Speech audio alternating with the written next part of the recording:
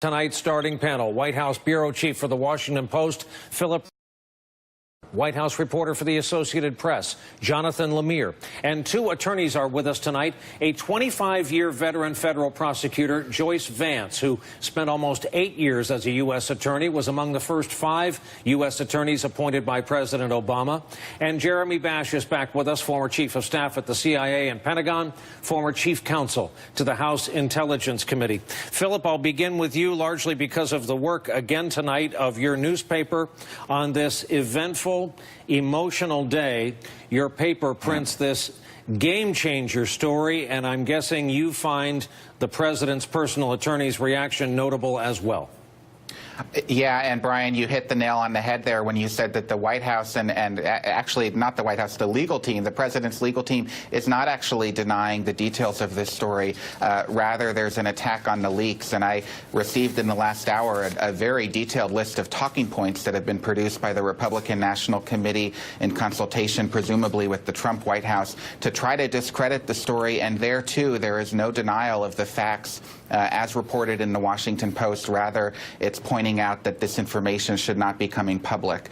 What we see happening behind the scenes with this investigation, which is top secret, being led by Robert Mueller, is that he's expanding it and escalating quickly. They're interviewing senior intelligence officials as early as this week. They're reaching out to other people who are in the government and outside of the government who can help provide evidence, help provide explanation, context, information about what the president may or may not have done by way of obstructing justice. Jeremy, two-parter for you. What's the seismic level of this development to you? And also to you, you were the first to pick up contemporaneously the past tense usage that day by the president's personal attorney.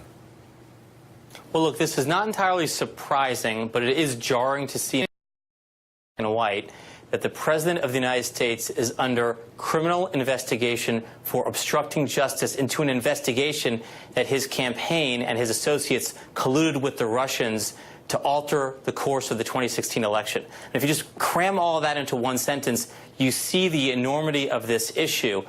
You know, as you referenced, I was struck when Mark Kasowitz gave his presentation at the National Press Club after Comey's hearing that he took great pains to say in a lawyerly way the president was not under investigation. It's possible that by the time of the Comey hearing, they knew that, in fact, the president was a target of this investigation. Counselor, it's so good to have you on the broadcast tonight. You've been on the side of the law all your life, thankfully, but can you tell our audience some notion of what it's like, what happens to your life when you are the subject of a federal investigation?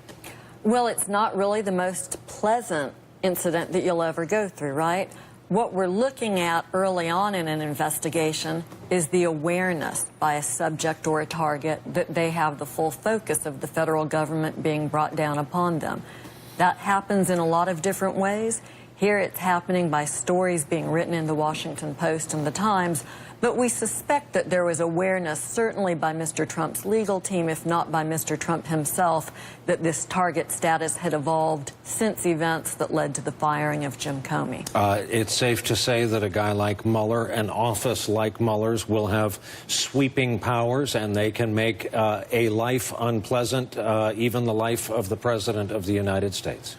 But I think it's important to say that that's unlikely to be Bob Mueller's intent. Just like it's unlikely that leaks in this case came from the FBI, much more likely that they came from other witnesses or people involved in the case. Mueller will be looking to cut square corners and run a clean investigation. He'll look at the facts. He'll create a timeline. He'll do all of the investigation necessary in the appropriate sequence. And that's definitely going to make life unpleasant for the targets of the investigation. Jonathan, there were plenty of warnings, as they say, that this was coming. There were. The White House has, of course, been bracing for this since, at least entertained the possibility, since Director Comey was fired. They have in recent days been having to talk the president out of perhaps trying to fire the special counsel. This is a White House that keeps trying to turn the page. Last week it was memorably Infrastructure Week. This week we're supposed to be talking about apprenticeships and workforce. They can't get ahead of this story. They can't get around this story.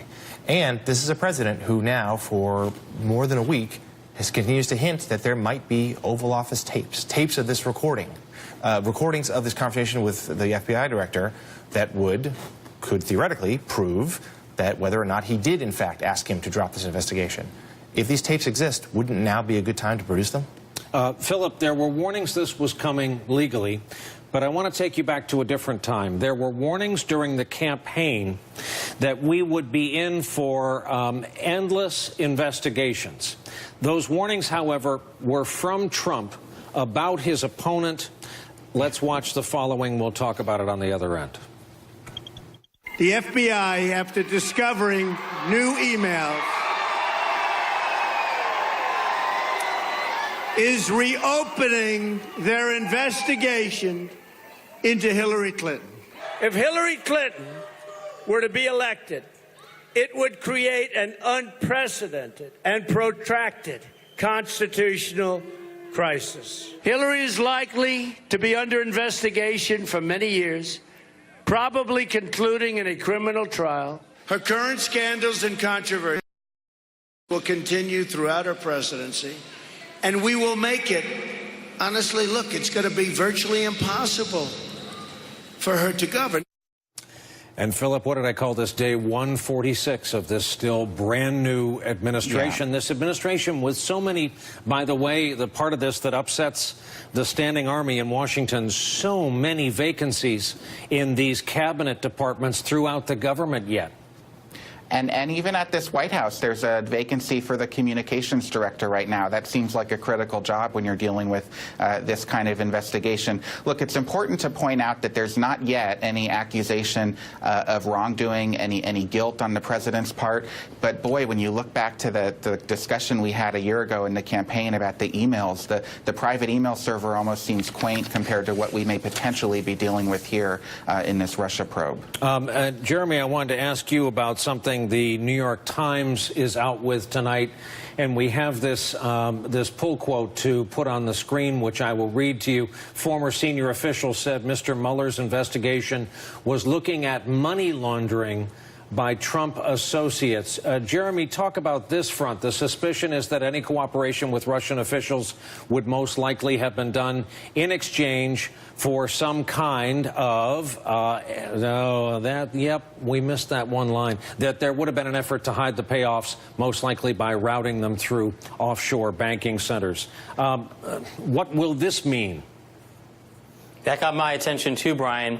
I think it really goes back to the question of whether there are these longstanding financial ties between the Trump organization and oligarchs in Vladimir Putin's circle, and whether or not over the years that money has been a point of leverage. And leverage is a term we're going to hear over and over again. What leverage did Russia have over the campaign? What leverage does Russia have even today for U.S. foreign policy? Fundamentally, that is